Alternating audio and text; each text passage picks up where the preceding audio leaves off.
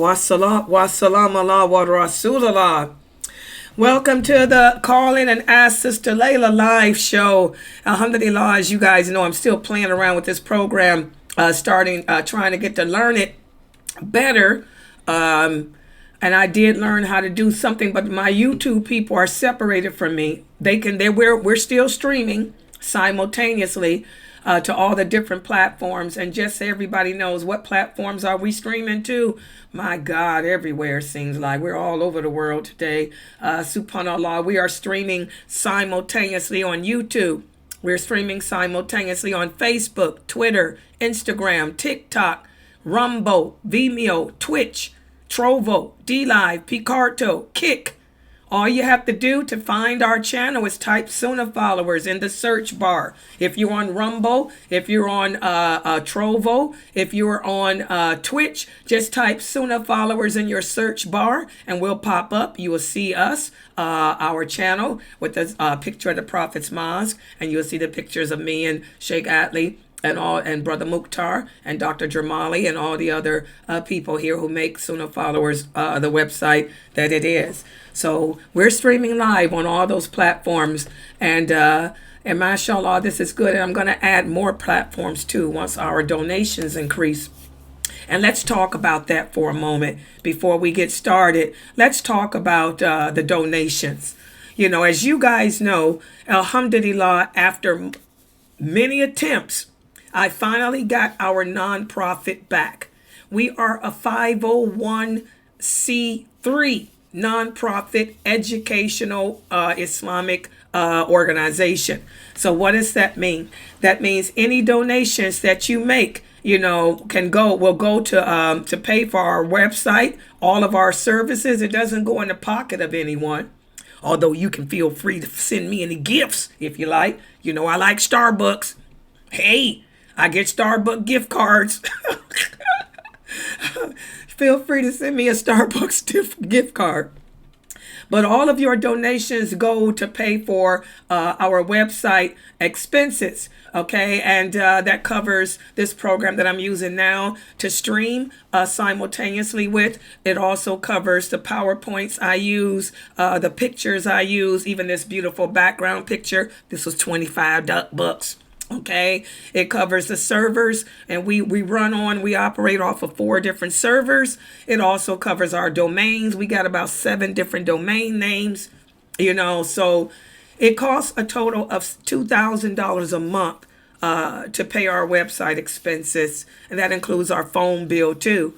So please, guys, support this dawah effort if you can by clicking on that QR code right there, or also there's another QR code at the top. You can click on it at the top or at the side there of the screen. And like I said, look at all the blessings you will get for sharing Islam and its truthfulness with the Muslims around the world.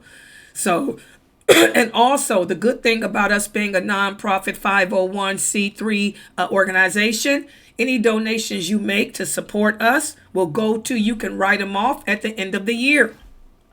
You can write them off at the end of the year when it's time to pay taxes. You'll be wishing, oh, wow, wished I had sent some donations in, okay?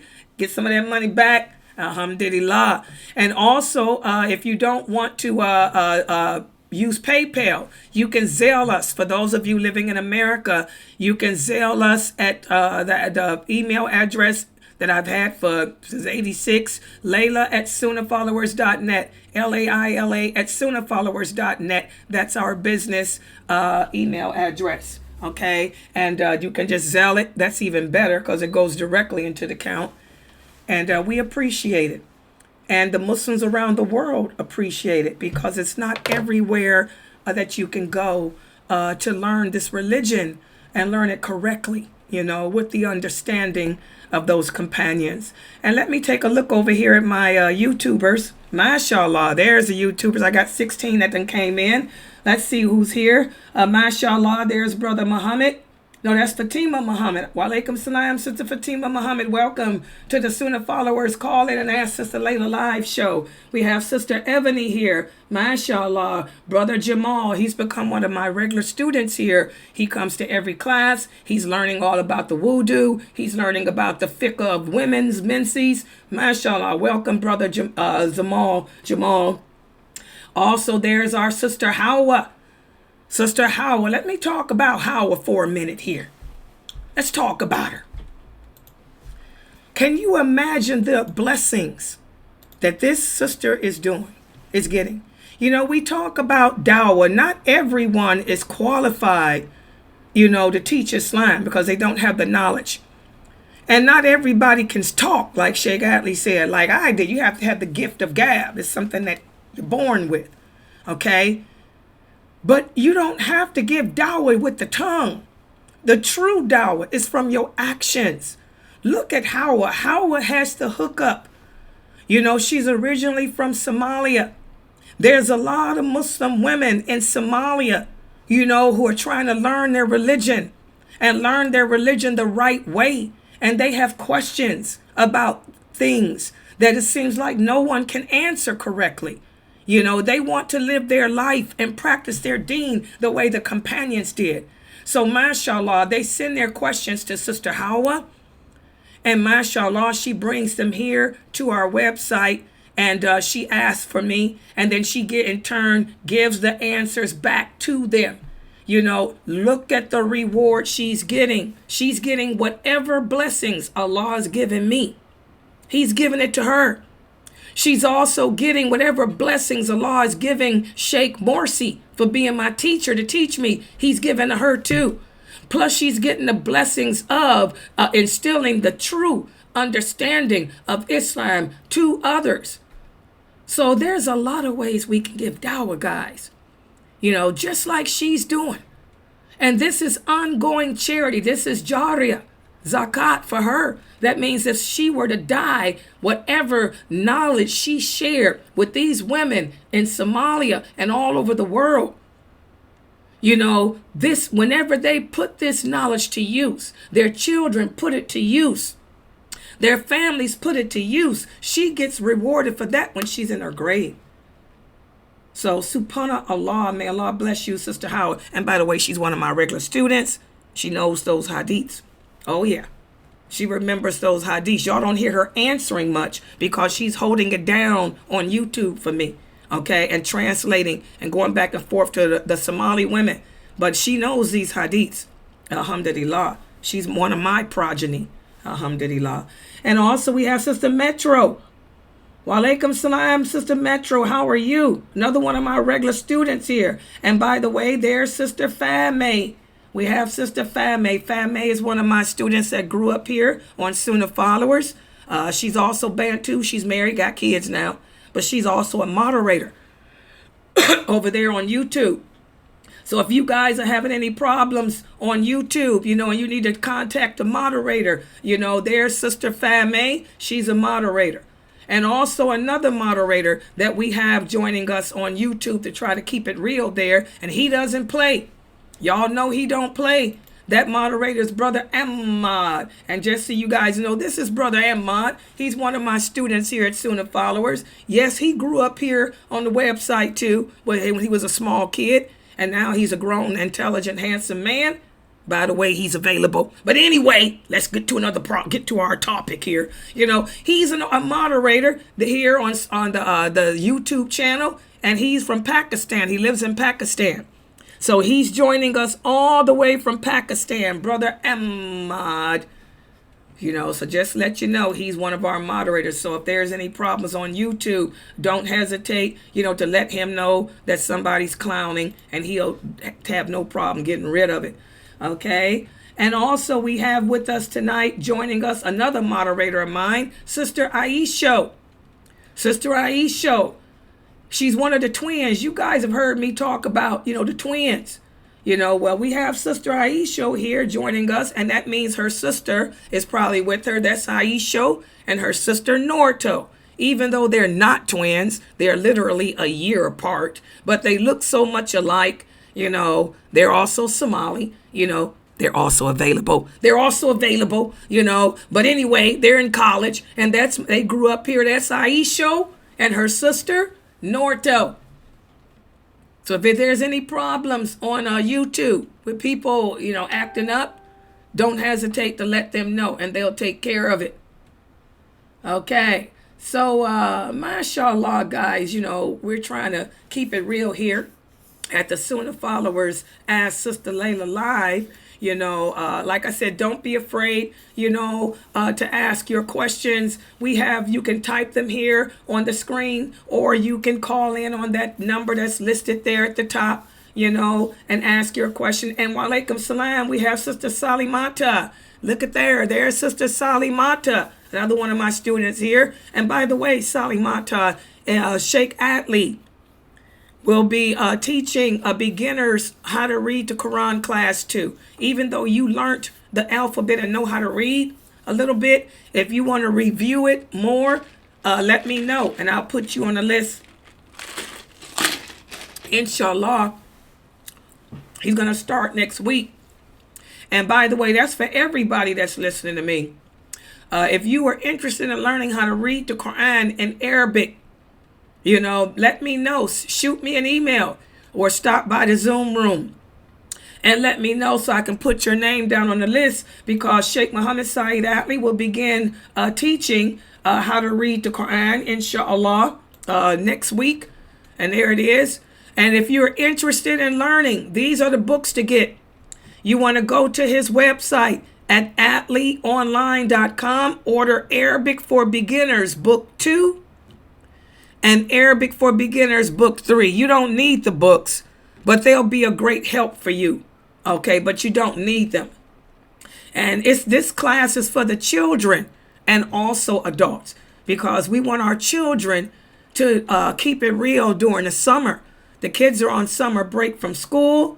We don't want them to get involved with these non-believers. So we're trying to keep learning here going for the kids. They can learn Arabic, and plus they can attend all my classes. The kids can attend all my classes and learn the deen as well.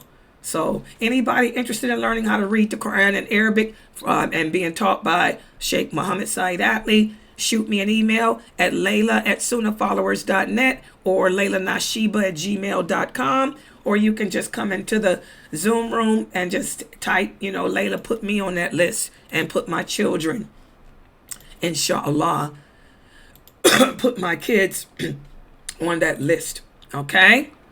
So those are just some of the many announcements. Okay, so we have the call-in number posted up there on the screen. And by the way, we do have operators standing by. If you want to call, don't worry. If you're too shy to ask your question, we have operators standing by. There's our operator, Sister Mayleon. Y'all see that? That's one of our Sunnahfollowers online operators. She's standing by with her phone right now, ready to take any of your phone calls. If you call in and the line is busy, don't worry. She will call you back because your number is logged. And if you call in and the line is busy, Sister Mayleon will have your number, and she'll be able to call you back and ask you for your question. Just keep it short.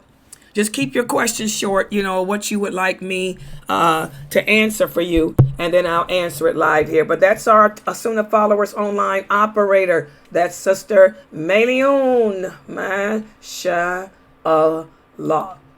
Okay. So we're going to get it started off. And since we have YouTube separate from here, if just type your question, and we have Sister Ifti with us. Mashallah, Sister Ifti's been here at Sunnahfollowers for years, for over 25 years. She's our Palestinian hype girl, mashallah, Sister Ifti. So she'll be there to read your questions to me. All you have to do is just type them on the screen there on YouTube.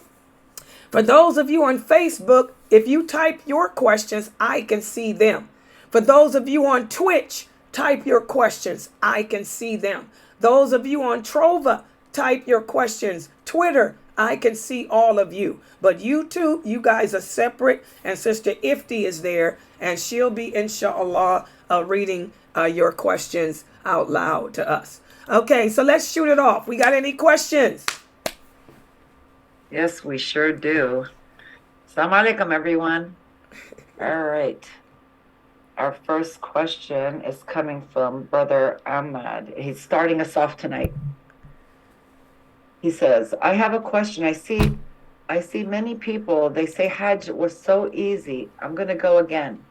And even women say this. But Hajj is a struggle. Yes. That's since enjoy. Oh, that was all he said. Oh, that was all he said. That was just a comment. Yes, it is. It's a struggle. I mean, for the woman, you know, Aisha, the wife of the Prophet, sallallahu alaihi wasallam, when she made her Hajj, she said the greatest struggle or the greatest hardship, the greatest jihad, because jihad means struggle, for any Muslim woman is Hajj, because it is. I mean, it's a hardship. You know, doing the tawaf, you know, around that Kaaba, you know, doing the sa'i, being exposed to millions of other people. Women and men cannot separate there. So you're back to back with men. If you pray outside your hotel, you're going to be praying next to men because it's impossible to separate millions of people. You know, so yes, it is a great struggle. You know, and every woman that I know will tell you what a struggle it's been. You know, I mean, it's not easy. Even with the mahram, you know, it's still hard. So, yes, I mean, it's a struggle. You're going to be tested on all different levels, depending on where you are in your iman, where you are in your faith, you know. So, you know, for me, my tests were germs. I'm OCD, and I have I'm a germ phobic, coughing, sneezing, people not covering their mouths. I was tested with that. I was tested with women and their jealousy. I was tested with men and their hatred towards women. I mean, whatever, everybody's test is different. No one's test is the same on Hajj because we all have different strengths and different weaknesses. But yeah, I mean, that's what it is. It's a jihad. It's a struggle. It's not a game. It's not fun. You're not going to have a good time. You're going to sacrifice, you know, yourself for Allah. Yes. Any other questions? He also asks, since enjoying good and forbidding evil, it's an obligation, what is the right way to do it? Does it mean only if we see other people do evil, we tell them to stop? Or it also includes not doing any sin for myself? Yeah, that was it. Okay. Mashallah, this is a good question. We have to enjoin the good and forbid the evil with ourselves and with others. Okay? Because, you know, remember, Allah is going to ask you. You're going to be asked in that grave, why didn't you do what was right for yourself? You know, and when every time we disobey Allah, every time we commit a sin, this is an oppression against ourselves. That's why Allah, you know, tells us to seek refuge in Him from the oppression against ourselves and others. And anytime we see other people disobeying Allah, you know, we're supposed to speak out if we can. If we can't change it by speaking out, then at least by hating it and making dua against it. You know, so that's a whole different topic because it's a long answer for that. You have to look at yourself. You know what things you are doing that you shouldn't do. So you need to stop doing them. You know what things you should be doing that you're not doing. You need to start doing them. For example, if you're not making your prayers, charity begins with you. You have to enjoin the good for yourself and start praying. And then if you see that your sister doesn't pray, you have to tell her too, oh, you know, we're supposed to make our prayers. Perhaps we should start praying together. Okay, let me lead you in prayer. You have to speak out against what you see if you can, as long as it's not going to cause harm to you, as long as you're not going to make matters worse by doing so, but to do nothing at all. These are the people that Ibn Masud described as being zombies. They do nothing at all. And the Prophet said, whenever we fail to do anything to enjoin the good, that's when Allah will send wrath to us. A lot of people want to know why their lives are so miserable, why they are so unhappy. Have you enjoined the good for yourself? Have you forbade the evil with yourself? Are you seeing people commit sin and you're not doing anything? You're not at least praying against it?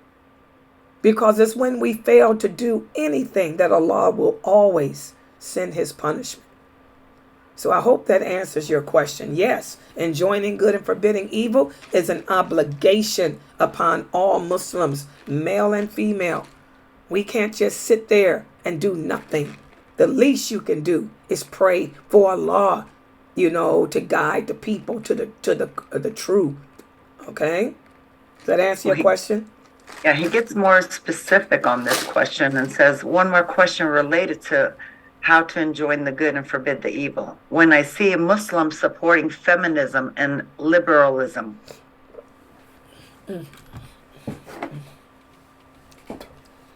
Okay, excuse me, guys. I'm still sick with asthma. I shouldn't be drinking this coffee. I should be drinking tea. But I had to have some coffee today. Okay, now in a case like this, there's,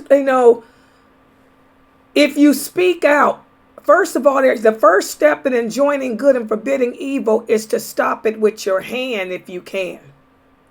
You can't stop it with your hand. You can't stop people from being the way they are. I mean, you could write letters or whatever, but you can't physically stop people because you'll get yourself killed.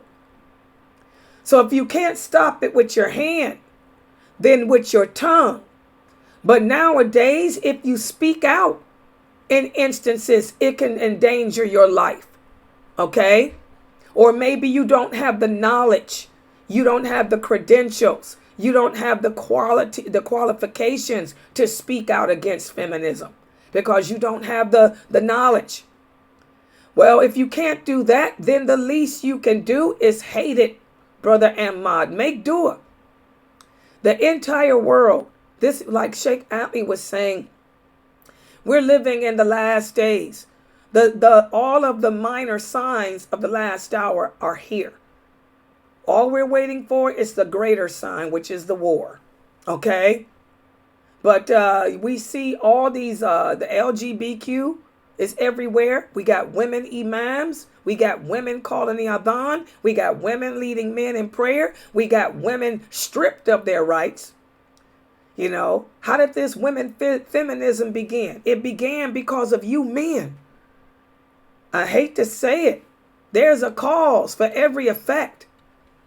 If the Muslim men, these so-called learned men, were not so rigid with women and their fatwas, telling women it's haram to be beautiful, telling women they can't wear nice clothing, telling women to come to the mosque for the Eid in their pajamas, telling women that makeup is haram, telling women that straightening their hair is haram, telling women that wearing a perm is haram. All of this is oppression. Whenever we introduce our laws and our rules over Allah's, it always leads to chaos. It leads to oppression. It leads to rebellion. And the Prophet said this would happen. He said Islam would become strange. And all the rights that Allah gave to women, men will strip them away one by one, to the point where women will be making tawaf around the Kaaba naked again. So it's these rigid, learned men with all this, everything's haram when it's not. colors are haram, that has forced these women to become feminists.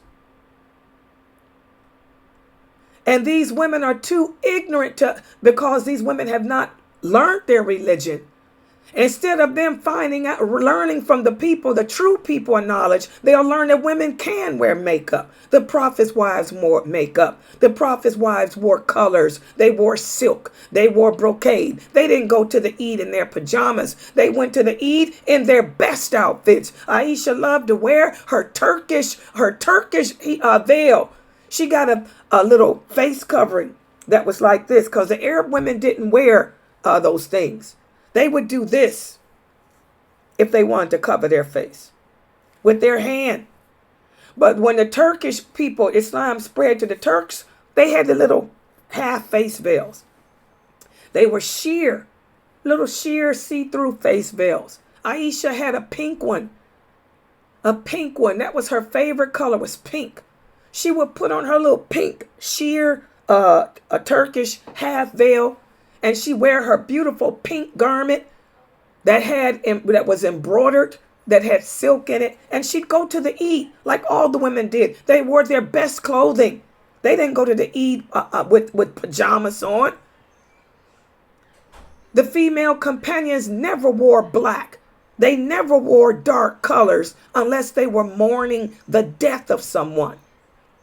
But because we don't learn the deen, we allow men to give us their opinion.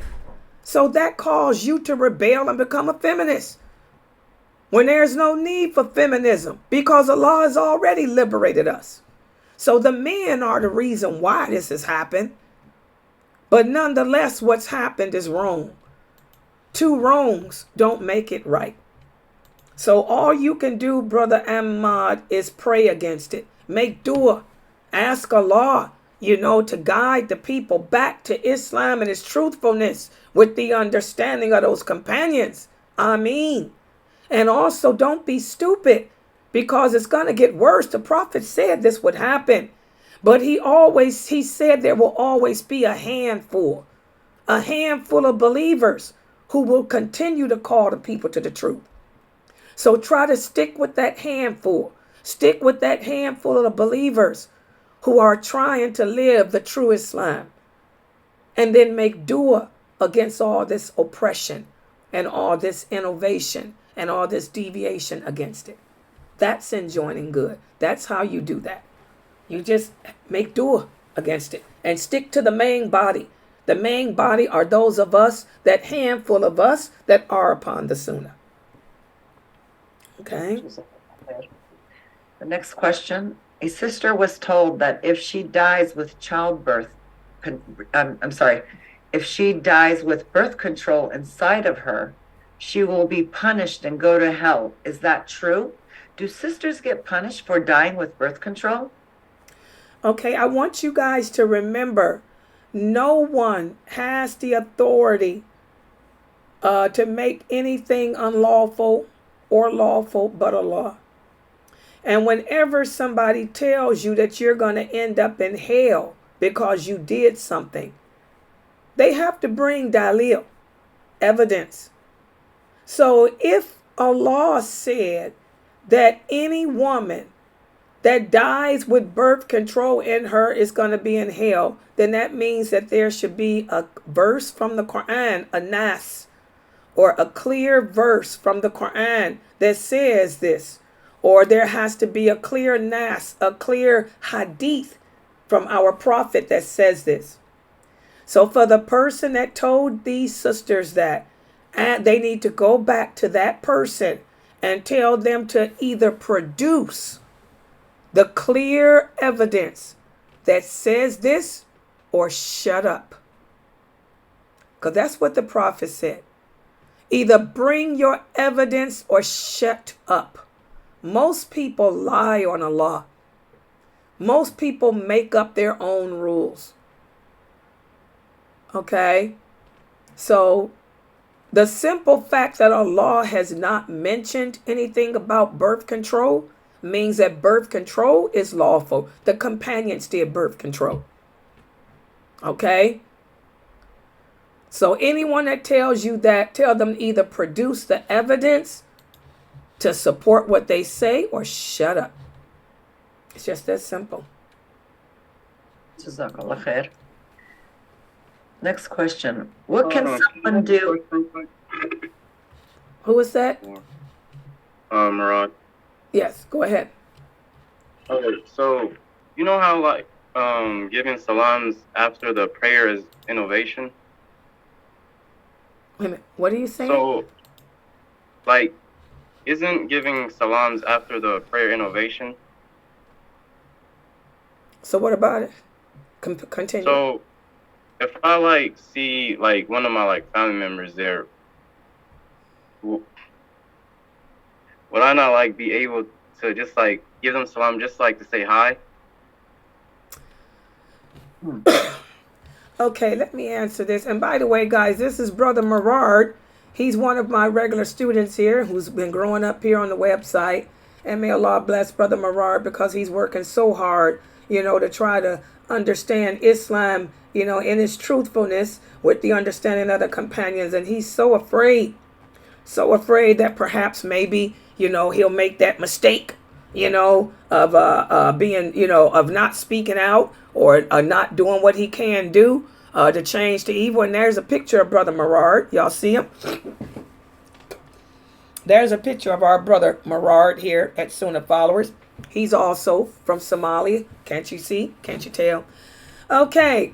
When we talked about the innovations of the prayer, and this is what he's talking about. I did the class from Sheikh Muhammad Saeed Atli's book on different common innovations that people do.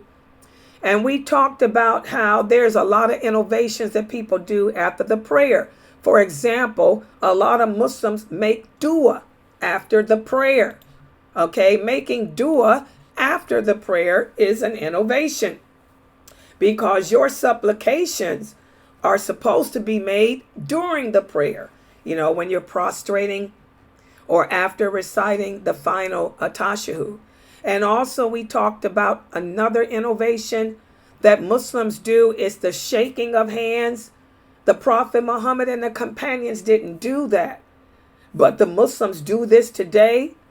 This is an innovation too, okay? But does that mean because a Muslim wants to shake my hand, I should say, no, astaghfirullah, we going to hell? Oh! Take it easy, people. The religion is not rigid like that because this is something that the Prophet did not do after the prayer. But the Prophet told us whenever another Muslim greets you and shakes your hand, whatever past sins that you committed are forgiven. So don't jump back. You know that you're shaking this person's hand not because it's an action we're supposed to do after the prayer. I'm shaking your hand because I want my sins forgiven. And I want to be also keep my relationship with you. Do you understand, Brother Murad? Yeah, yes. So don't become fanatical and don't become extreme like that. Yes, it's not part of the prayer. The Prophet did not end his prayers by shaking hands. But if another Muslim comes you and put their hand out to shake it, you shake it. Not because you end in your prayer that way, but hey, this is forgiveness of my sins. I ain't gonna turn that down. The intentions are everything in these cases like this. I'm not shaking your hand because I think I'm obligated to because it's the end of the prayer. I'm shaking your hand to greet you, to show my allegiance to you as a Muslim, and I want those sins forgiven. Y'all understand? Does that make sense to you? Mm-hmm. Yeah, so take it easy. Don't sit there and become some fanatic where people run away from you. They'll say, oh, Brother Murad is an extremist. Oh, he's crazy. I don't want to be around him. He's a fanatic. Take it easy. Okay? All right. that make Okay. sense for the rest of y'all too? The sisters here on Trovo? Yes. Yes. Yeah. So, yeah, we don't, and the kissing too, that she's asking about the kissing. That's not from the Sunnah either. This is not from, the Prophet didn't go around kissing people to greet them, nor did he kiss them after the prayer either. Okay? But does that mean I'm going to be rigid? When I met my nieces, the first thing they did, they hugged me and run to me, kissed me, and did the 3-cheek thing. That's cultural. They're from the Emirates. That's cultural. Plus, they're my nieces. They hadn't seen me in 10 years. So I'm going to kiss them back, and I held them close and hugged them. Okay. And then I put my hand out and shook their hands too, so our sins are all forgiven. Take it easy with the people, guys. You don't have to be a fanatic and extremist. All right, next question.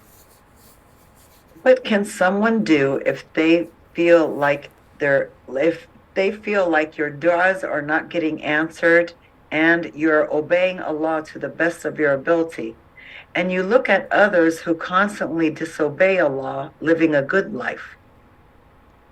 Okay, this is a very common question with a very simple answer. First of all, the Prophet sallallahu alaihi wasallam said, if a person, anyone that you know that experiences nothing but good things in life, nothing bad ever happens to him, they seem to get everything they want, this is a person that has the curse of Allah on them. That means that Allah hates that person. And that person, and Allah is saving his punishment for when that person dies. Because the believers, this world is not a paradise for us. If a person believes in Allah, Allah is going to send trials to you.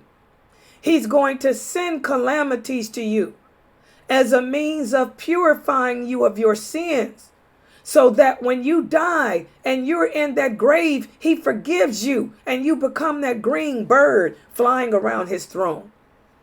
But if nothing bad ever happens to you, you should ask yourself, what am I doing to make Allah hate me? What am I doing to cause Allah to turn his back on me? Because Allah has made this world your paradise. It's the paradise for the unbelievers. It's the paradise for the unbelievers. Allah says that this world is the paradise for the unbelievers. For the believers, it's a prison, and we won't find happiness until we enter paradise. So when you see people that seem to have everything they want, these people are not blessed. These people have the curse of Allah on them. That's the first part of your answer. The second part, if you are constantly making dua and Allah is not answering it, then that means one of two things. Either Allah is looking out for you and what you're asking for would cause harm to you. So Allah is keeping you from what you're asking for because it will harm you. And because of his love for you, he's not answering it. Okay? He's got something better for you. As the Prophet said, Allah answers all dua. If he don't answer it in this world, he'll answer it in the hereafter. For example, a lot of women make dua over and over, asking Allah to send them a righteous husband. I got women in my Zoom room, such as myself, who's been single for 30 years. They've been single for 30 years. And Allah's not answering their dua. Maybe because there ain't no righteous men for you in this world. Maybe because the men you know ain't good. So Allah is going to save that answer, for the day of judgment, On the day of judgment, maybe he's got you lined up to marry a prophet. He's got you lined up to marry a prophet or something. Okay. Do I have the operators here?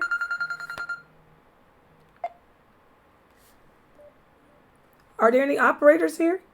My Meleon is here. That was dial pads. That wasn't. Okay, you are. Did you get it? Okay, good. Okay, good. Okay, so I'll just let it ring. Did you get it? Good, mashallah. Okay, guys, yeah, just keep it calling like that. We got the operators on standby. Okay. Like I said, we got our operator Meleon. You see that? She took the call. There's Meleon. Yeah, so like I said, if you call in, just wait for her to pick it up, her and her sister. All right. So if you're making dua and Allah is not answering your dua, it can be for one of two reasons. Number one, he knows what's best for you. So he's saving that answer for the hereafter. Or number two, the reason why your dua is not getting answered is because you're doing something wrong. Remember, Allah does not answer your supplications if you are deliberately, intentionally committing a sin. And only you know what you're doing that you're not supposed to do. Maybe you on the internet trying to find a man. This is haram. I want all you women to understand, looking for a husband in these so-called Muslim dating sites is haram. There's no such thing as a dating site in Islam. This is a major sin. This is zina. That's why you ain't getting answered. You're looking for love in all the wrong places. Y'all got that? Okay, so it's either one of those reasons. Either Allah is looking out for you, or you're doing something that you ain't got no business doing. Maybe you're not praying. Maybe you're not wearing your hijab. Maybe you're lying, you're cheating, you're stealing. Maybe you're working at a job that you shouldn't have. Okay? Only you can answer that question. Look at yourself. Take a deep, hard look at yourself and ask yourself, what am I doing that's wrong? Or Allah knows what's best for me. So that's why it's not answered. Does that answer the question? Inshallah. Okay, the next question's a little long. Okay. A sister is in a tough situation. Her mother keeps getting involved with voodoo and black magic. Because she is 25 years old and is not married, all of her marriages fall through, and her mom keeps messing with people who magic. The family keeps telling her to leave it alone, but she won't. She won't accept the qadr of Allah. What can she do in this situation? She told her, leave the voodoo alone and leave it to Allah, but she refuses because she wants them to be married so bad. Okay, this is so sad, guys. This is it. In this case, you need to stay away from your mother. Bottom line. The Prophet Muhammad sallallahu alaihi wasallam said people who deal in magic are not believers. They're kafir. This is kafir. This puts her out of the folds of Islam. Her prayers are not accepted. Her mother's prayers are not accepted. This woman has contracted with shaitan. This woman has contracted out with shaitan. So in Islam, if she were living in a Muslim state, you know what would happen to her. If she were living during the time of the Prophet, you know what they would do with her. Okay? If she was living during the time of Abu Bakr, you know what would happen to her. If she was living during the time of Umar, you know what he would have done to her. So in this case, since this woman refuses to stop practicing magic, you stay away from her. You have nothing else to do with her. Okay? You're done. Because she's dangerous. She has a contract with shaitan. We don't deal with these type of people. So that's it. You stay away from her. And unfortunately, this is probably why that person's not going to ever get married. Okay? Because this woman's doing magic, voodoo, haram stuff. So if you want your life to be good, you got to cut your tie with this woman. Even though she's your mother, she's an awliya of shaitan. She's an awliya of shaitan. She's an awliya of shaitan, an ally of shaitan. You got to cut her off. Get away from her. Distance yourself from her. Distance your family from her. Because she's done.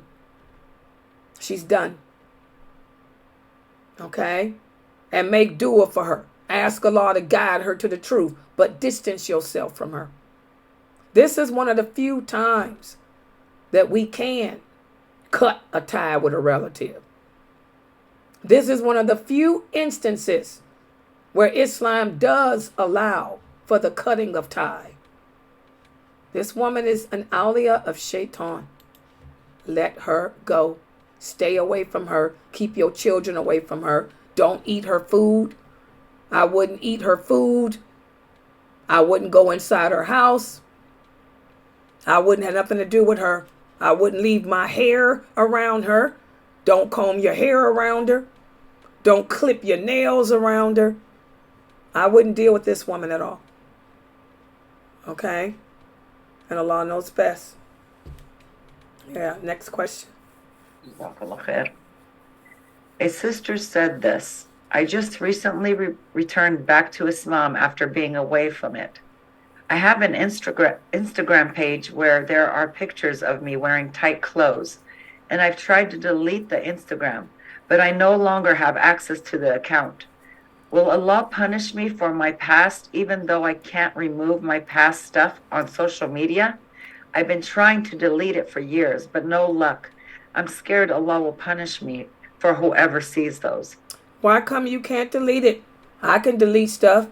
All you got to do is send an email to Facebook or whatever the social platform is and tell them that you lost your password. And can you, why come you can't delete it? It can be deleted. You got to get that stuff off the internet, women. You can't have pictures of yourself from back in the day on the internet. You have to delete those social platforms. Any Facebook page, any social media page can be deleted. Send an email to that. Click on the help. They tell you how to get it deleted. So you have to take it down. Don't say that you can't because you forgot the password. You tell them I made this page. This is me. Here's a picture of me now so you can see it's me. And I want to access to this page to delete it. She said her account got hacked. They even got ways of dealing with hack. I've been hacked on Instagram. I got my account back in 5 seconds. If her account has been hacked, that's even more cause to get it deleted. Tell her she needs to delete it. Email the people. Even if your account is hacked, you can delete it. You can prove it's you. All you got to do is send a picture of how you look now if they ask for it. They don't even ask for that now. When my Instagram account was hacked, all I did was sent an email. 5 seconds later, they told me log in. They said, I'm going to send you a text message to your phone. And I said, the phone that I originally used, I don't have anymore. They said, then we're going to send a text to the email address. I said, I don't have to use that email address no more either. They say, then tell us the name of blah, blah, blah. I did that. Boom. I was back in and I kicked the hackers out, got my account back. It's so easy. Contact them. They have it all set up now how to get your stuff back. But yes, once a woman converts to Islam, you have to take down all those pictures of you. Remember, the Prophet sallallahu alaihi wasallam said, you will never be a believer unless 3 things exist. And one of them is you have to hate the idea of ever being a non-believer, of ever not being a Muslim. For those Muslims that got pictures on their pages with no hijab on, these are Muslims that are weak in their iman. These are Muslims that are still clinging to this dunya.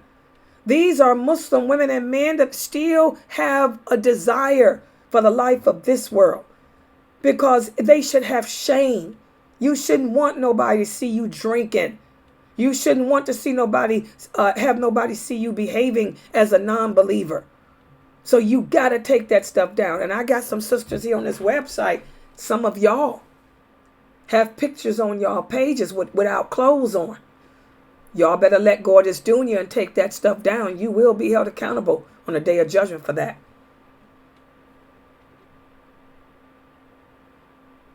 You have to hate the idea of not being a Muslim. And if you did, you wouldn't want nobody to see you in your worst. Remember, we talked about that yesterday.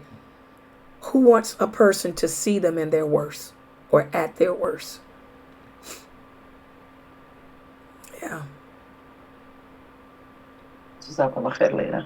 Yes. A sister said that in her Bantu culture, men aren't allowed to cook and clean, but the Prophet cooked and cleaned for his wives.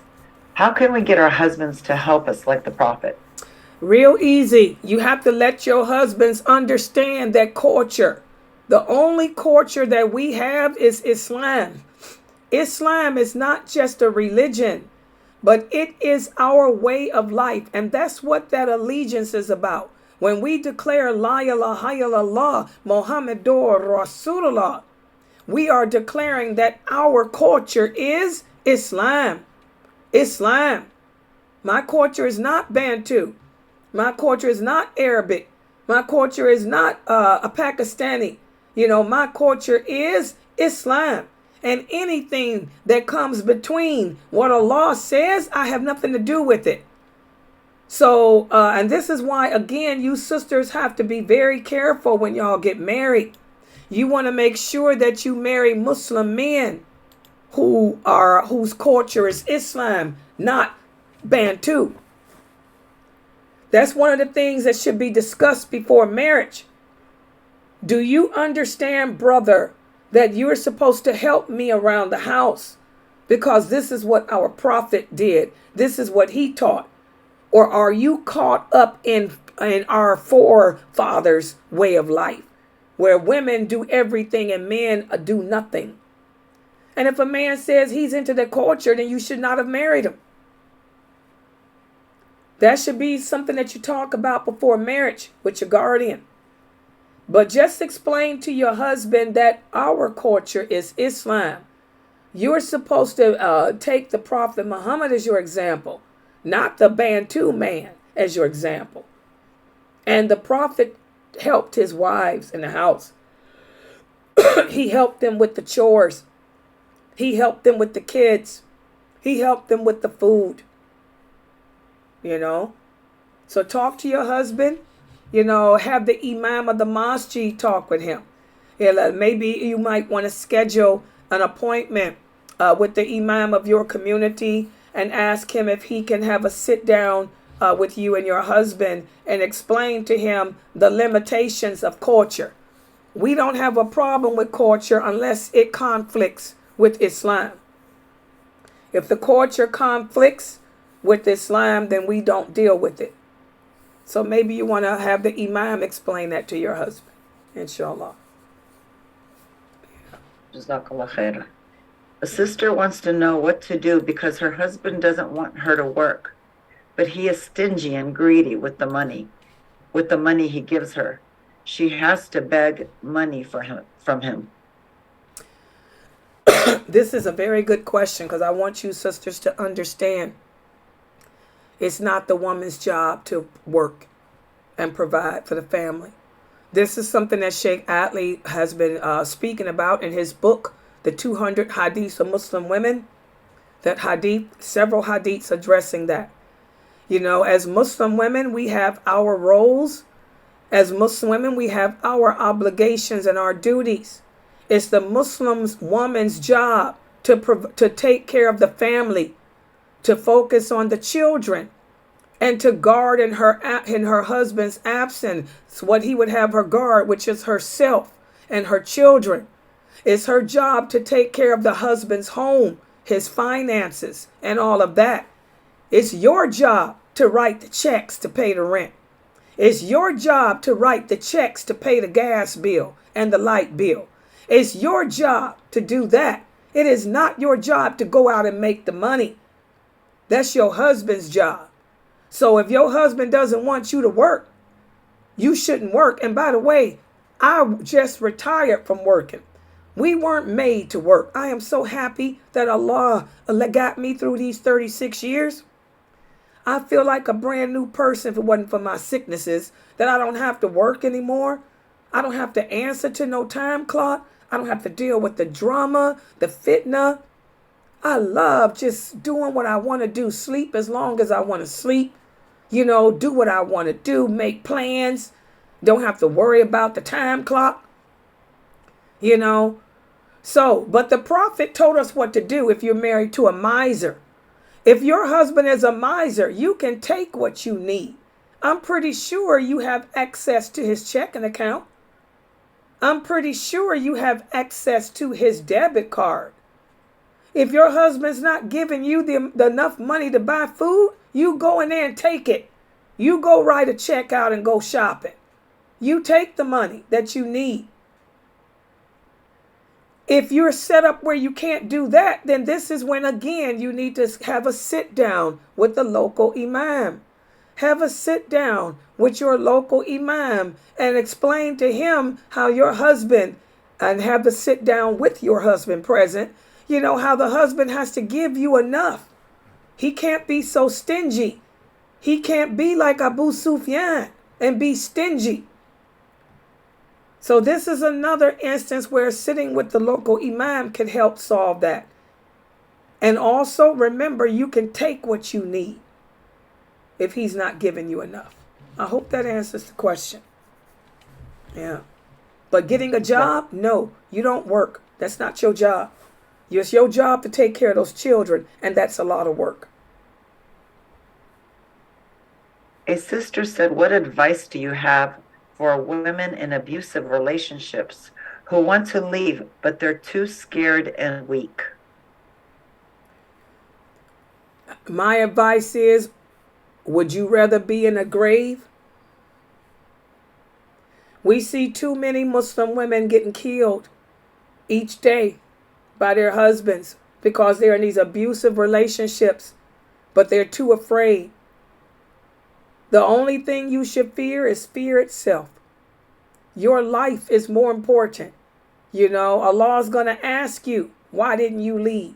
If that man kills you, Allah is going to ask you, why did you stay in that relationship? Why didn't you leave?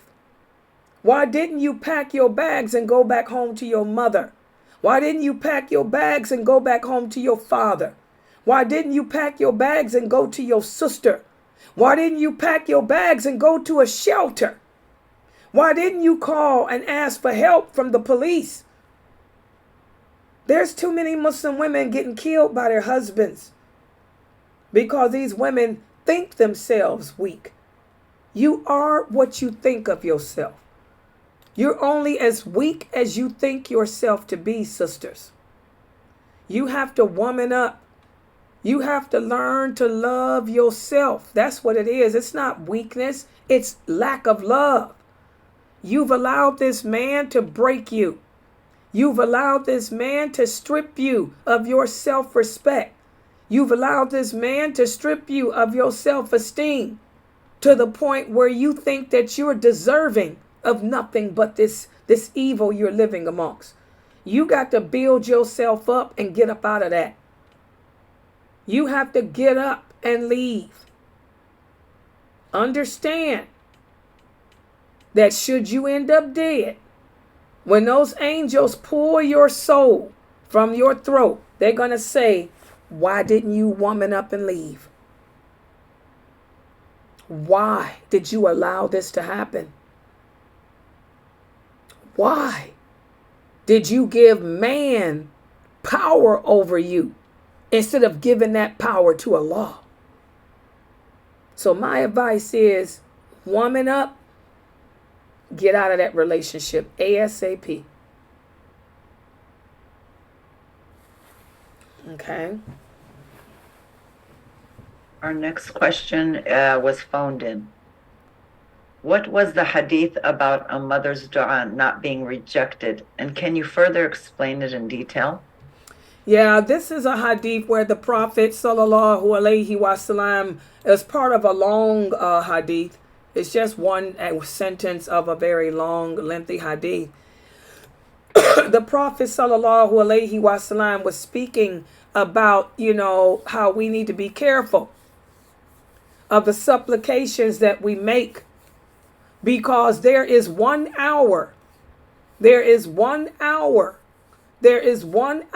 out of every day that if you make dua during that time, it will be answered, be it a good dua or a bad one.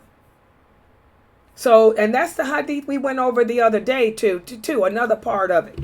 Okay?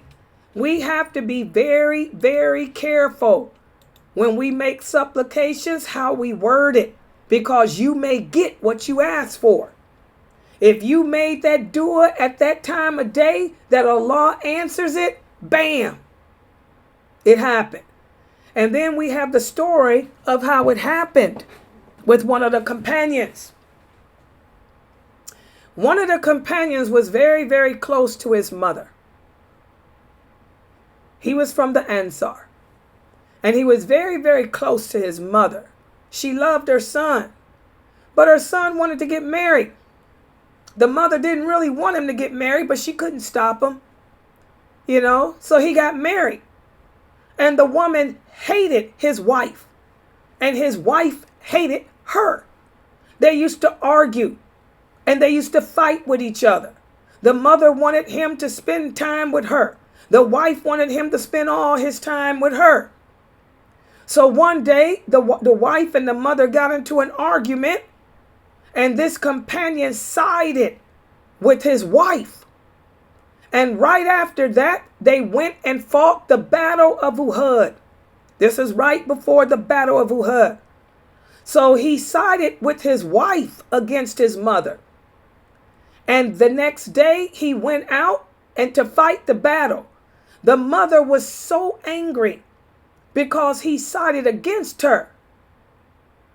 She said, may Allah not accept anything from you. May no good ever happen to you. May no good ever come to you for siding against me. I'm your mother. May nothing good come from you. May you not even live to see any good. She happened to make that dua during the time that Allah answers all dua. So her son went, he participated in the Battle of Uhud, and he got injured. It wasn't severe, but I think he got shot by an arrow in his thigh or something. So after the Battle of Uhud was over, they had taken him back to the hospital that was attached to the mosque. They took the arrow out. They wrapped it up. Okay? But then he started bleeding real profusely. And the doctor and his daughter, her name was Aisha. His daughter Aisha, who was the nurse, she said, why is he bleeding like this? It shouldn't be happening, because it was just a little arrow prick, and we got the arrow out and wrapped it and sewed it. So he started losing blood real quick. So the companions lifted him up, Ibn Abbas and them, and took him back to his home. And he was dying, and no one could understand why. So that's when the other companions gathered around him. They rallied around him. And they said, you're going to probably die. Say la ilaha illallah. Say la ilaha illallah. And he opened his eyes, and every time he tried to say, nothing would come out. So one of the companions, I don't know which one it was, I can't remember, but this story is in Bukhari. They ran to the Prophet and got him. They said, so-and-so is injured. The injury was not severe, but he's dying. And he can't say la ilaha illallah. So the prophet loved this companion. So he ran to him and he said, oh, so-and-so, say la ilaha illallah. But the man opened his eyes and nothing would come out. So the prophet said, how is his relationship with his mother? The prophet said, they said he has a good relationship with his mother, but he just got married. And that's when his wife told him, she said, oh, prophet of Allah, his mother never wanted us to marry. Me and his mother never got along. Me and his mother had a disagreement a couple of days ago. And yesterday before the battle, he sided with me against his mother. So the prophet said, take me. He told one of the companions, take me to his mother's house. So they took the prophet to his mother's house. And the prophet asked her, do you love your son? She said, I don't want to talk about him. She didn't know that he was dying, that he had even been hit. That's how angry she was. She said, don't come in here asking me about him. I disown him. I'm done with him. He sided against me. He married that woman. He chose his wife over me. The prophet said, did you know that your son was injured in battle today? She stopped fussing and she said, what? You could see the motherhood overcame her. He said, your son, his injury was not severe, but he's lost too much blood and he's dying. He said, why don't you forgive your son so he can die in good standing with Allah? So she started crying. She said, take me to my son. So she entered the home of her son. He was pale. He was about to die. She ran to him and she said, oh, so-and-so, I love you. I forgive you. And she grabbed his hand. She kissed it. She said, I forgive you. Forgive me. Forgive me. And he opened his eyes. He looked at his mother on one side and he looked at his new wife on the other side. And then he looked at the prophet and he said, La ilaha illallah. And he died. That hadith is in Bukhari. And that's when the prophet said, beware. Beware of the supplications that we make. Because there's one time during the day that if you make that supplication, it can come true. This companion should not have died from that injury. But she said she wished that no good ever happened to him. She wished no good to ever become him. So he died of a minor wound. So that's what that hadith is talking about that says beware of the supplication of the mother. It's really the supplication of anyone. It could be your mother, your wife, yourself. But that's why it says mother, because it goes to that hadith. And also the story of Jurayj. Y'all remember that story? The supplication his mother said, may he never see the face of a prostitute. She was another one that made that supplication at the wrong time. Okay, so that's what that is. Be careful of our supplications, guys. Any other questions? Jazakallah khair, Laila. Okay. This is from Brother Ahmad. He says, one more. Since it's hard for me to speak, even when I translate, it's hard for me to make my mom understand what I have learned here. So if I make dua, does it make you have low level of faith? Repeat the last part again. He can't get her to understand. When it's hard for me it's hard for me to make my mom understand what I have learned here. So I make dua. Does it make you have low level of faith? No. How could making dua give you a low level of faith? You're doing the best you can to get your mom to understand. You did your job. You conveyed the message. That's all you can do. And then make dua, asking Allah to help her to understand. Just do the best you can. Allah is grading you on your intentions. You're doing the best you can to translate. You've been translating to your mother for years. And I know your mother's got to be a good woman because you've been coming here for years and she's been listening to me.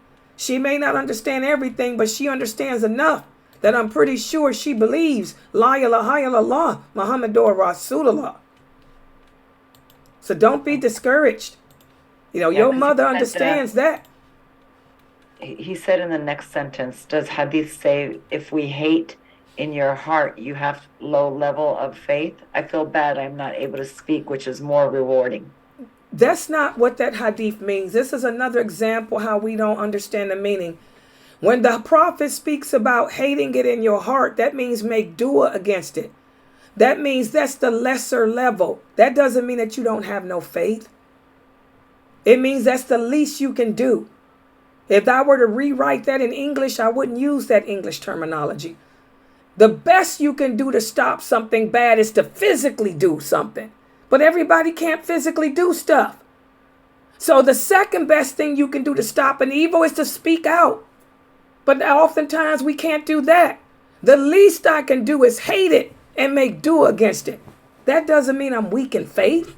It means that's the least action to take. That's the least effective action.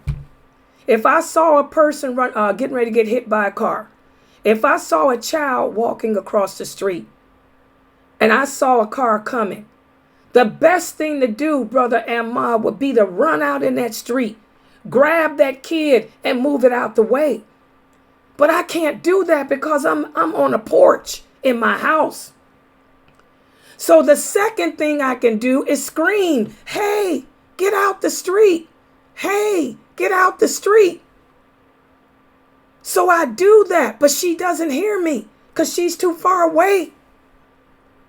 So the least I can do, because the car done hit her, bam, and say, oh, astaghfirullah. Hate it in my heart. Hate that it happened. I tried. I did my best, but I hate that it happened. That doesn't make me a weak person. Okay, but that's what the hadiths mean. When it says hate it in your heart, if I were to rewrite the meaning of those Arabic terms into English, I would say that's the least effective thing that we can do. But it's still doing something. It's still preventing the evil. It's still preventing the evil. Do you understand that hadith now? It does not mean that you are weak in your faith. It's just bad translation. The Fusha, Arabic, some words in Arabic do not translate into English well. And that's one hadith. That's an example. I've had Sheikh Morsi give me the meaning of that hadith years ago. It does not mean that you're not a Muslim, that you're not a believer, that you're weak. It means that that's the least we can do. But it's still effective, but it's not as effective as stopping it physically would have been. But I couldn't reach her. She couldn't hear me with my tongue. You know, you understand, Brother Ahmad, the meaning now?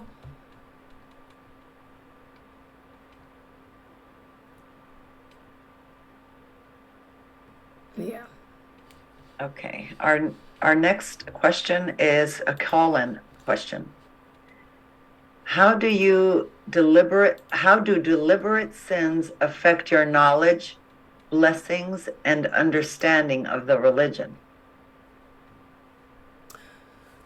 Okay, this is a very good question. First of all, most Muslims don't understand what is a major sin and what is a minor sin. Anytime you deliberately, intentionally disobey a law, that's a major sin.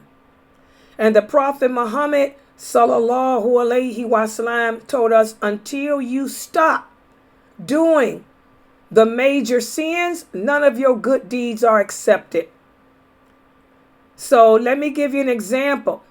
You know that it's haram to fornicate, but you're doing it anyway. That means none of your prayers, none of your fasts, none of your charity, none of your good deeds are going to be accepted until you stop fornicating and repent from it.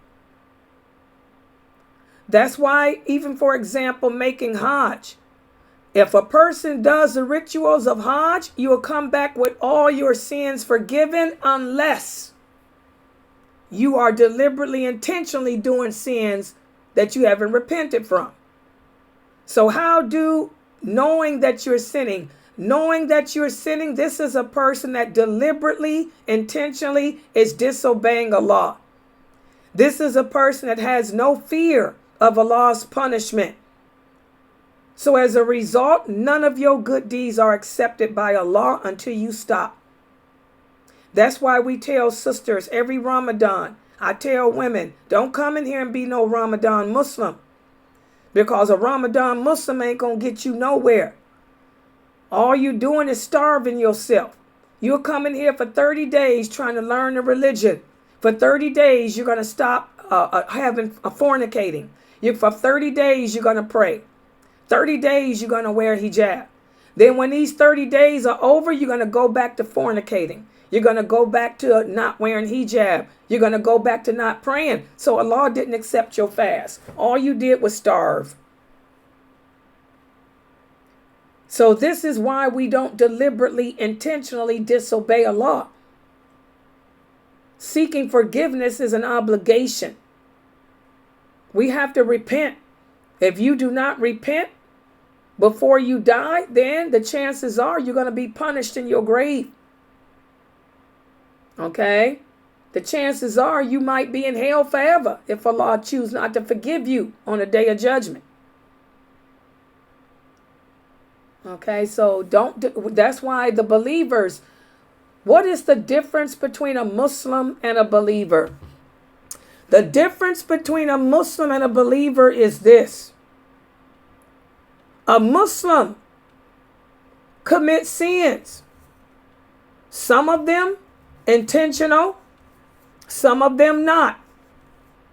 The believer would never, ever, ever intentionally commit a sin. He commits sins, but his sins are not intentional. That's the difference.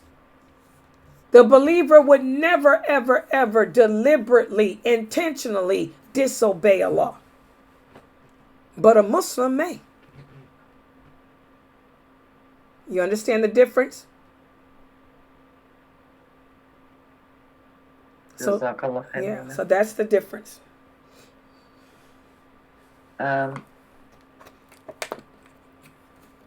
Sorry. A sister said, can you explain the verse in the Quran that says, we created you in pairs? Can that quote be used for marriage people? Yeah, that's what pairs mean. You know, male and female of each, not just us, but the animals too. Like Sheikh Ali was saying in his lecture today. Even the fish, even the animals were created in pairs. You know, so they can procreate and make others. That's why this LGBTQ goes against nature. It goes against humanity. It goes against everything. Because Allah didn't create us all as one species. He created us in pairs. So we can go out and seek mates for ourselves and procreate. Yeah, that's exactly what it means. Yeah. But what is her question though? Is she asking, does that mean that we have to get married? Does that mean that you have to go out and get married? Is that what she's asking?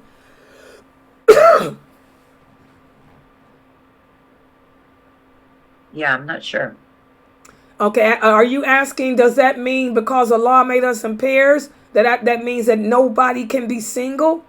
Is that what she had? Because this is a big innovation that's going around, or a big lie against Islam that's going around. A lot of these brothers are saying that single women are going to hell. I've had brothers come in here and tell me that I'm not supposed to be teaching Islam. I'm supposed to be married. I'm a witch. Oh, you really? Show me where I'm supposed to be married. Did that, done there, been there, did it. Marriage becomes an obligation upon you if you cannot control your sexual organs, or if you need somebody to care for you and provide for you. Okay? Nobody can force you to get married. This is one of the rights Allah gave us. A woman cannot be forced to marry against her will. If a woman has no problem controlling her private parts and she's independent and self-sufficient, like I am, I ain't got to ever get married. And I don't plan on getting married. There's only one person I would marry. And I don't think he's interested. Okay? He got his hands full. So, what is the question about?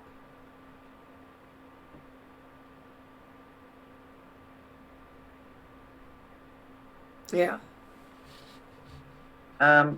She said, oh, I'm sorry. A sister said, is it lawful for women to live on their own unmarried? I just answered that. I just answered that. Anytime somebody tells you that something is haram, bring the evidence. If it's haram for a woman to live alone, then what the heck was Habiba doing? Habiba was one of the wives of the Prophet. She lived in a different country alone with her children. She lived in Ethiopia. She married the Prophet through a letter. He lived in Mecca, Medina. She lived in Ethiopia. She was not reunited with him for a year or 2 years later, after the conquest of Mecca. Okay? So anybody that tells you it's haram for a woman to be single and live alone, tell them to bring the evidence. Because I can disprove them. A lot of women live alone. Khadijah lived alone until she married the Prophet. She lived alone too.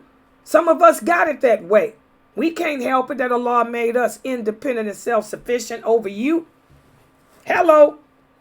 Some of us got it going on.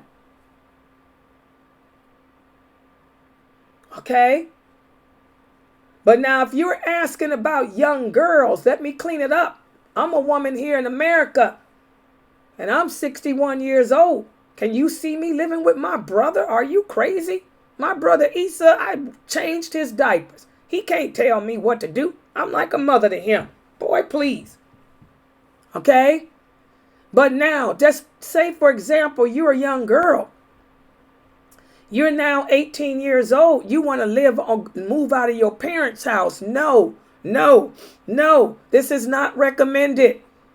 You girls should stay home with your parents. You girls should stay home with your parents until you get married.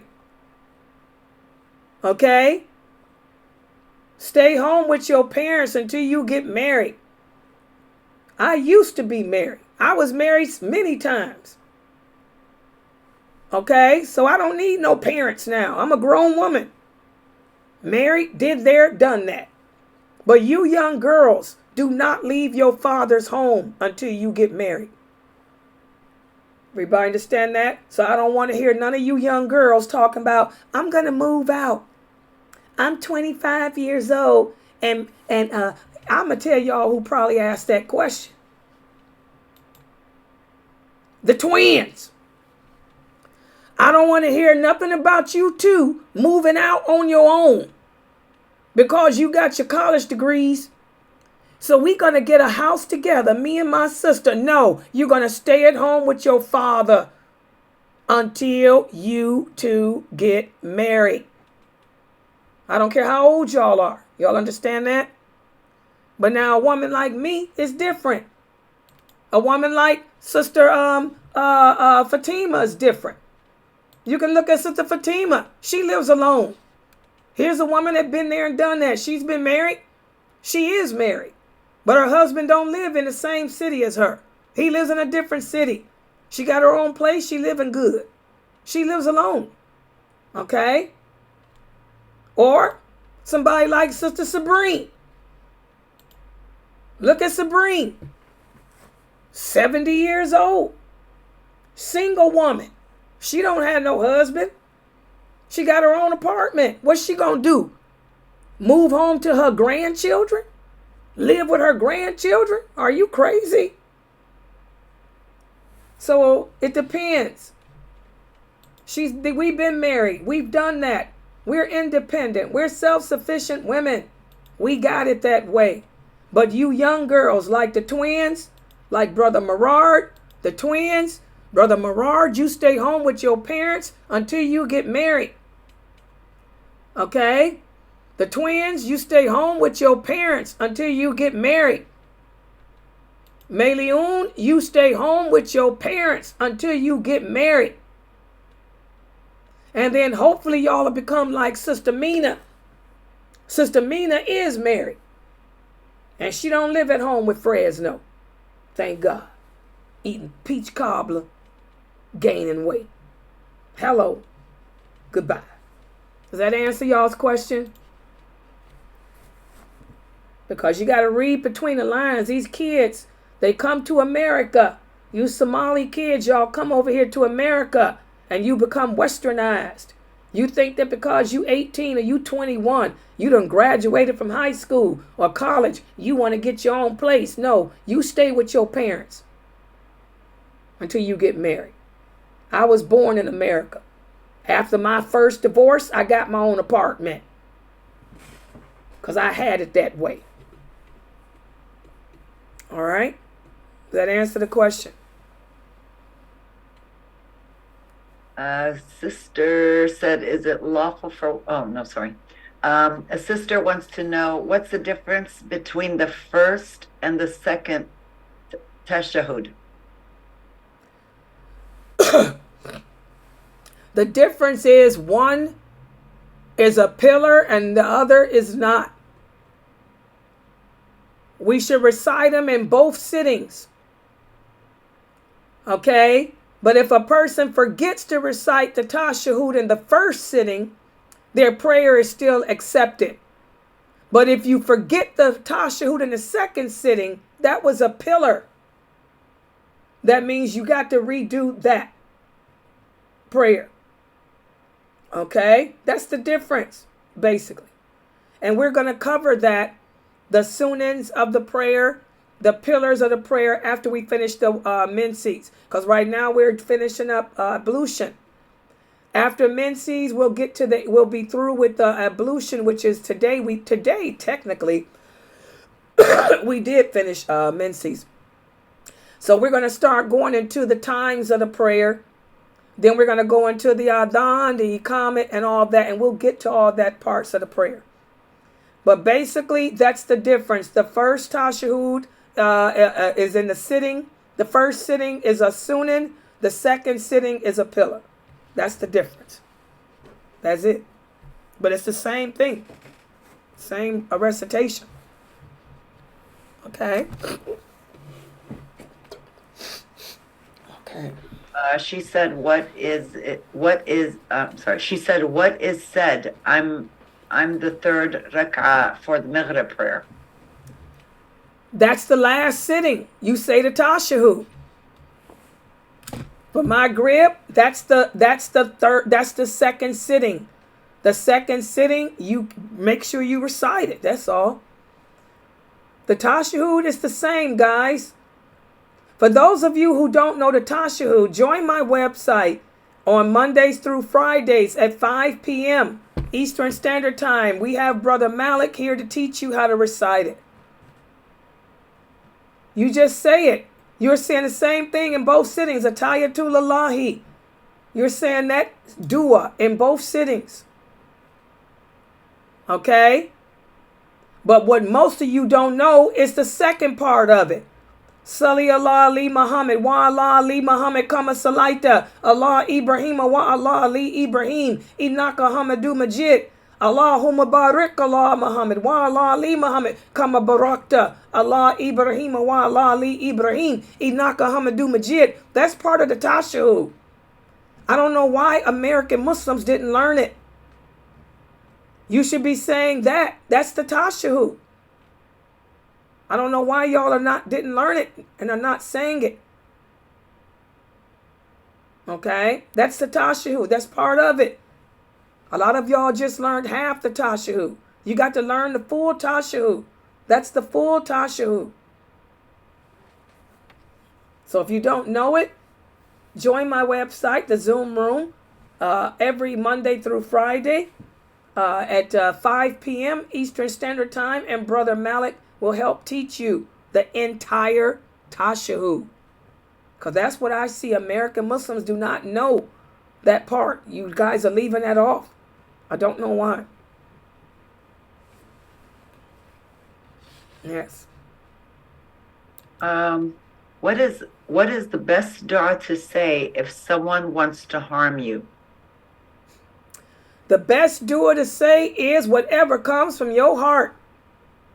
You just say, oh Allah, protect me from the evils of these shaitans I work with.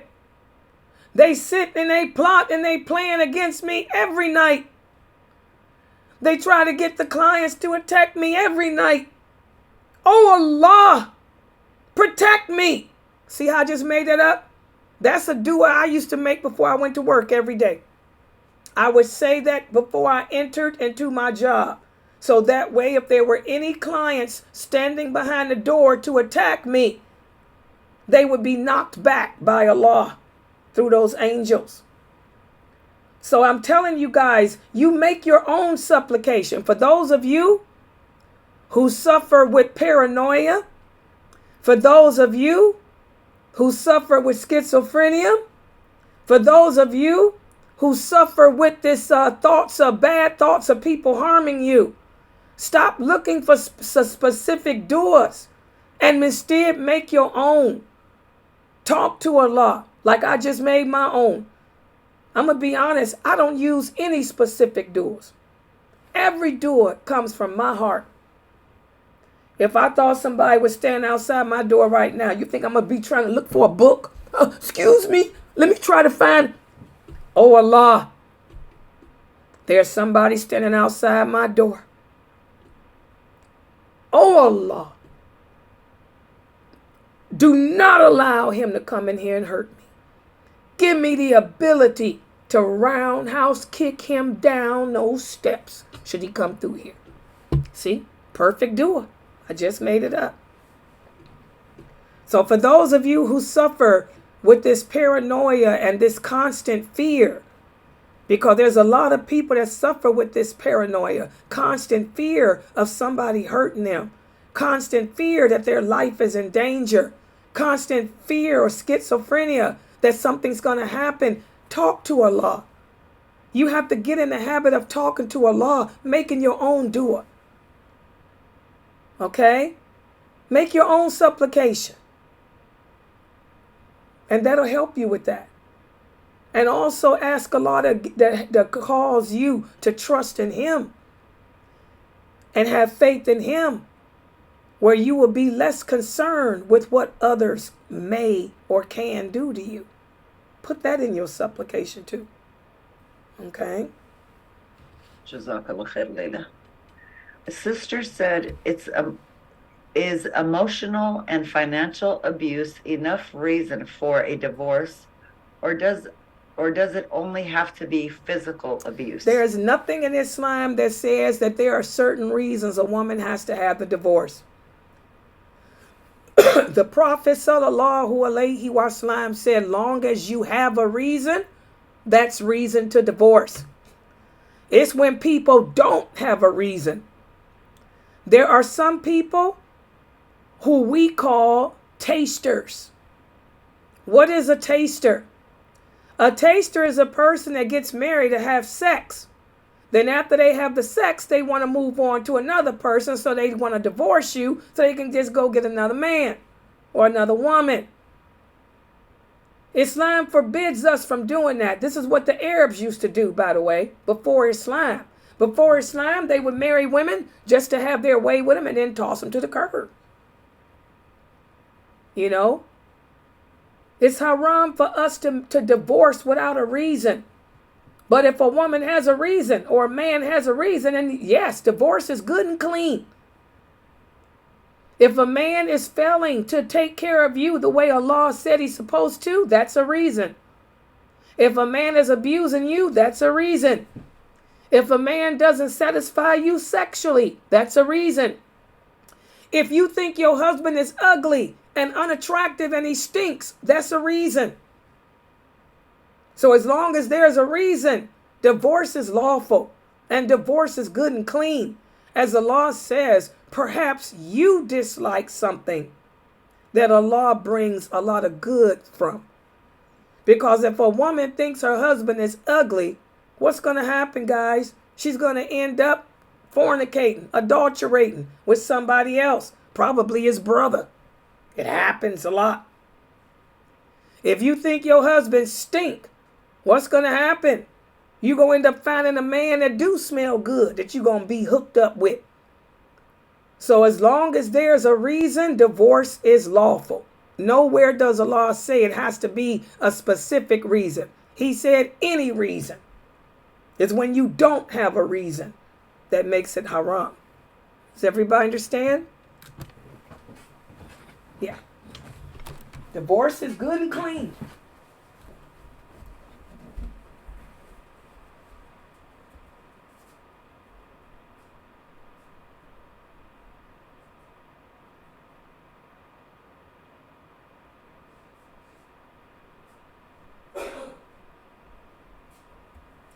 Any other questions? Y'all can keep.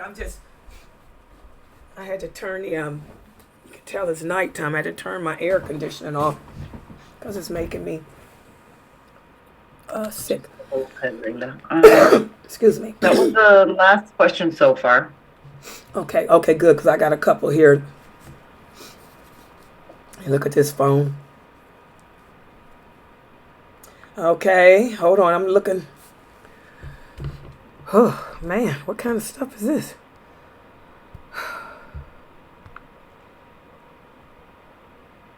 Okay, yes, the sister here is asking about the menses, because I did the series on the menses. Again, guys, if you know your period, if you know that you normally bleed a certain time of the month, but you're going past those days, you look at the color. If it's not the color of menses, it's light. You don't have no pain with it, no cramps with it, no headache, none of that premenstrual and after menstrual stuff. That would be it's istihada. So you're right. You got that right. Yes. And that's usually, like you said, from those birth control pills. Go see your doctor so your doctor can change your birth control pills. Because evidently those pills don't agree with you. There's different pills they can give you, and stay away from Depo. I know my clients, I had a lot of clients that had problems with Depo. I don't encourage no Muslim woman to deal with Depo. Leave that Depo alone. Make sure it's not that. Okay, but yeah, that's what that meant. Okay, let me look at this other question from this brother, Dawood.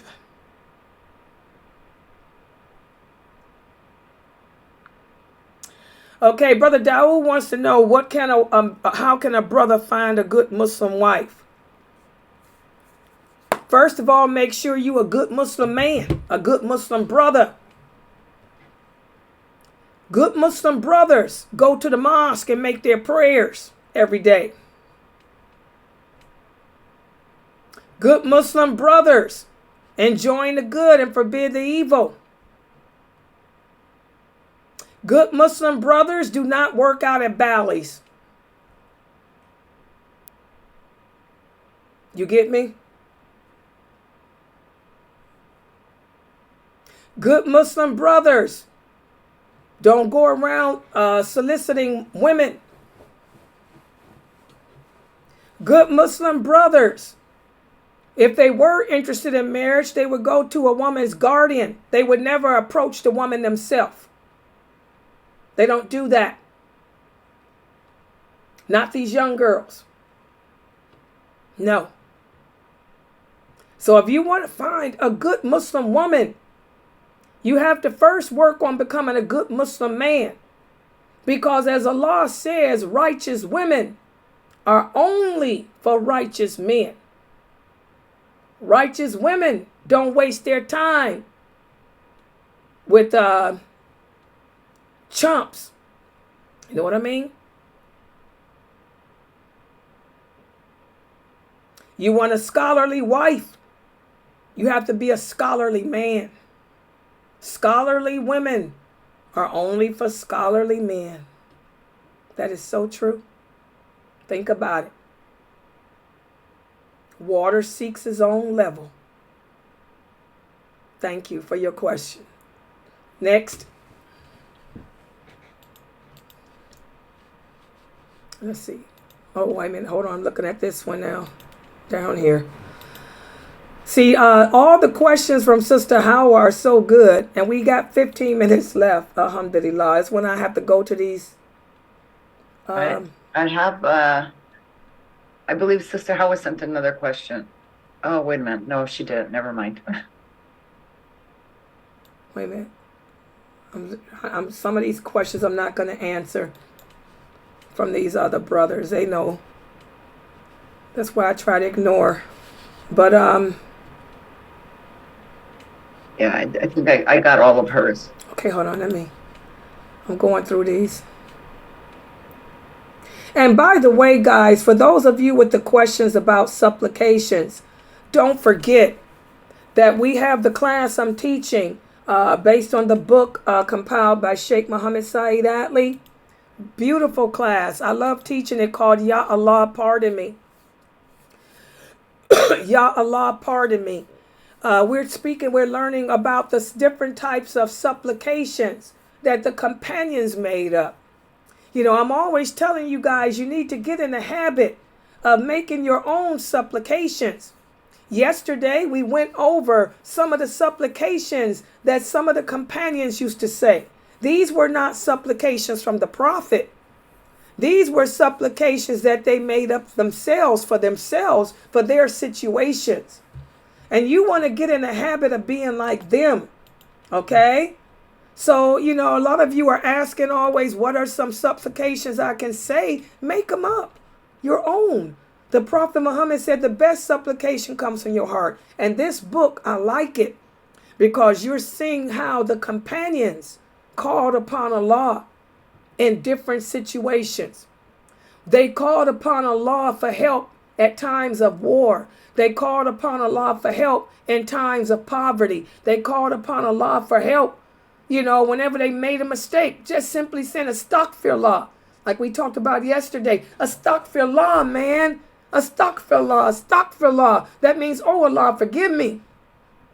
Something as simple as that. You know, so you don't need a specific supplication.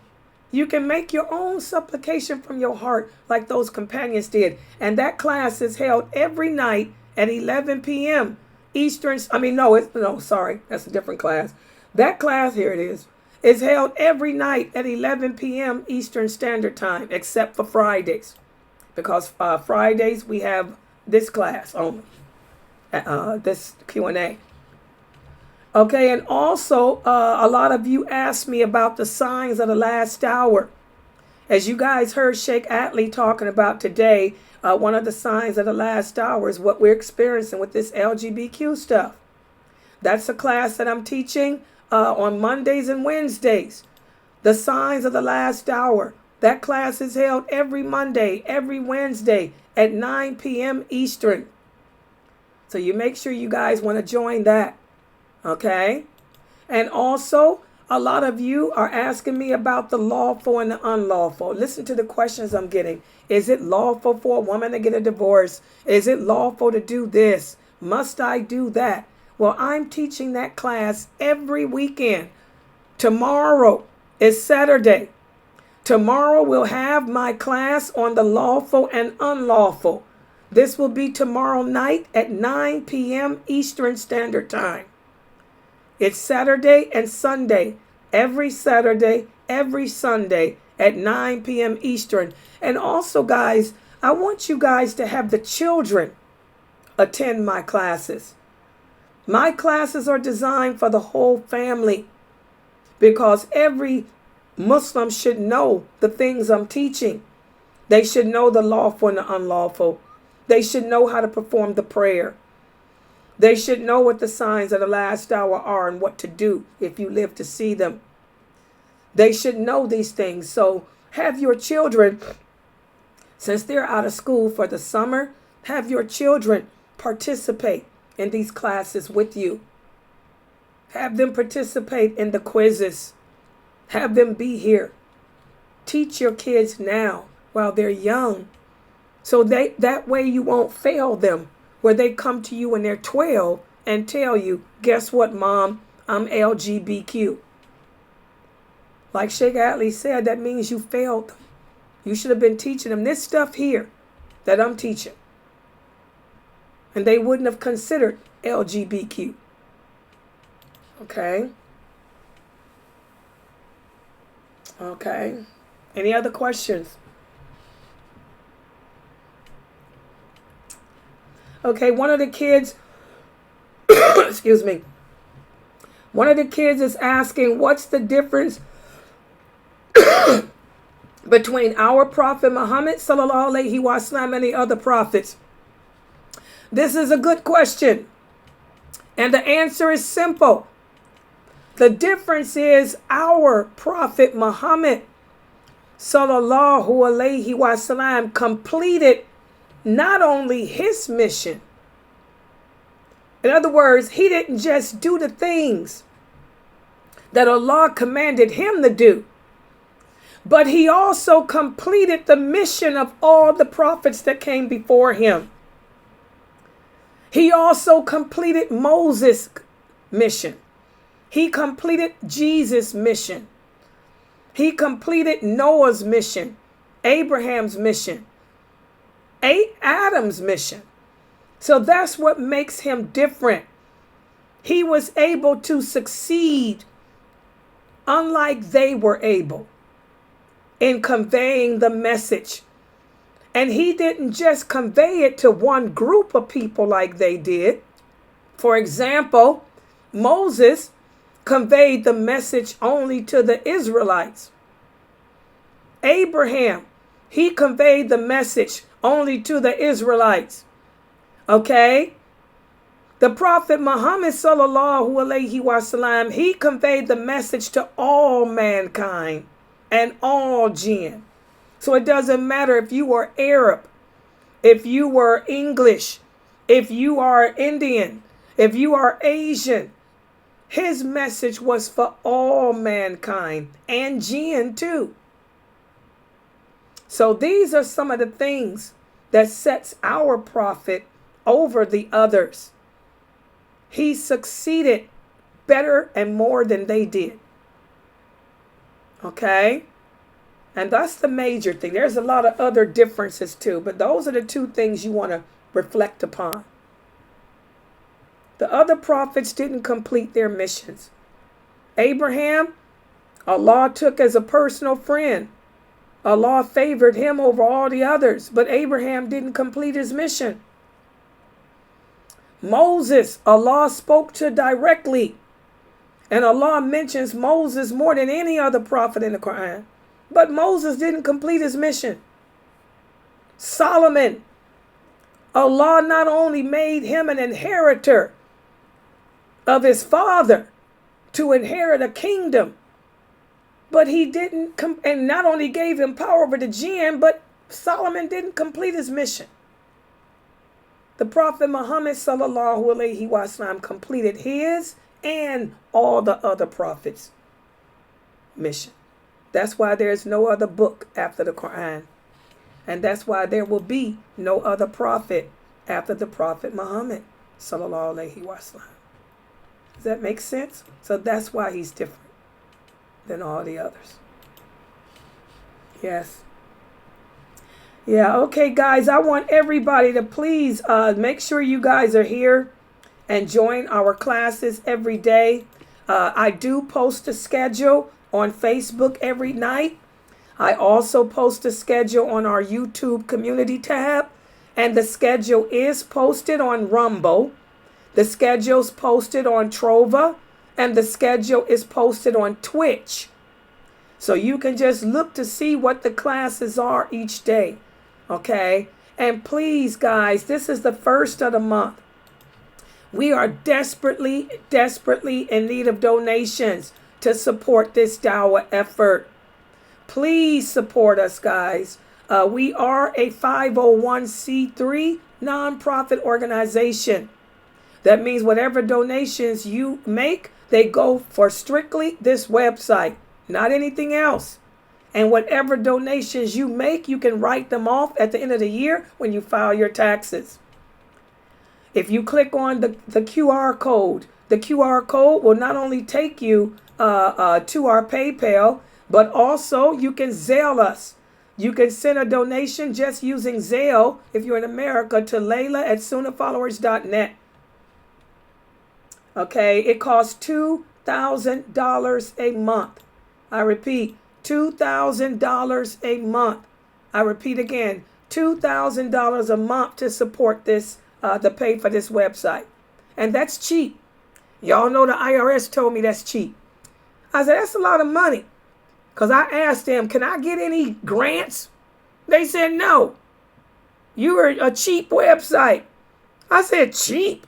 I said, I need $2,000 a month. They said, do you know, ma'am, most people need $20,000 a month? They told me you can do fundraisers, do donations, give your people incentives to pay. They said, but no, there's nothing available for you. So they said we're too cheap, inexpensive. We don't qualify for nothing. So all of our donations come from you guys.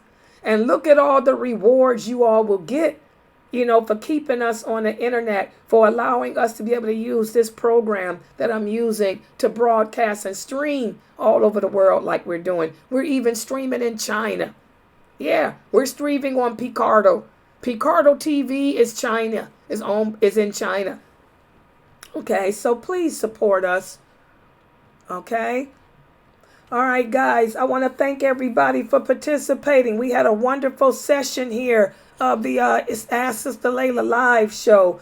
Feel free, guys, to download this video when I post it up later, and you can cut excerpts out. You can feel free to post it up on TikTok, take little question and answer excerpts, and post them up on TikTok to try to get more people to join us. Post it up on Facebook or any other social platform, on Twitter, to get other people aware of our website so they can join. And please share us. Share us with the people on your social platforms. And finally, I want to thank everybody, for supporting me, because you guys know I've been sick. One of the best ways to deal with sickness is to keep your mind off of it. And one of the best ways to keep your mind off something is by remembering Allah. So the class that's here, you guys help me to deal with my illnesses. You help me to come out stronger, and better, and dealing with my trials and my tribulations as well. So I want to thank you guys for that. And I love all of you for the sake of Allah. All of you, my new people here on YouTube, Brother Douglas, Alhamdulillah, Brother Douglas, Sister Howard was one of my regular students, Sister Fatima is too, all of the new people here, Brother Buck, Sister Metro, all of you, I love you all for the sake of Allah. Please share us with other people and try to get more people to participate here. So I'm going to close out for now. What I'll do is log back on later. Give me about an hour, guys, to make the videos up. And then I'll log back in later and play lectures. And by the way, I got a message from Sheikh Abu Usama. Hold on, he's doing a lecture on the companions tomorrow and the next day. I'll try to broadcast him too. He's in a different time zone. So inshallah, I'll try to broadcast Sheikh Abu Usama at-Tahabi tomorrow. Okay, I'm going to text him back. And I'm going to look at the schedule. I'll put it on the schedule. Okay, so don't worry. I'll try to get Abu Usama in here again tomorrow. Okay, and do his live stream. All right. Okay, so I'm going to close out for now. Subhanakallahumma wa bihamdika. Ashhadu an la ilaha illa anta, astaghfiruka wa atubu ilaik. Everybody have a good night. I'll be logging back in after 12, inshallah.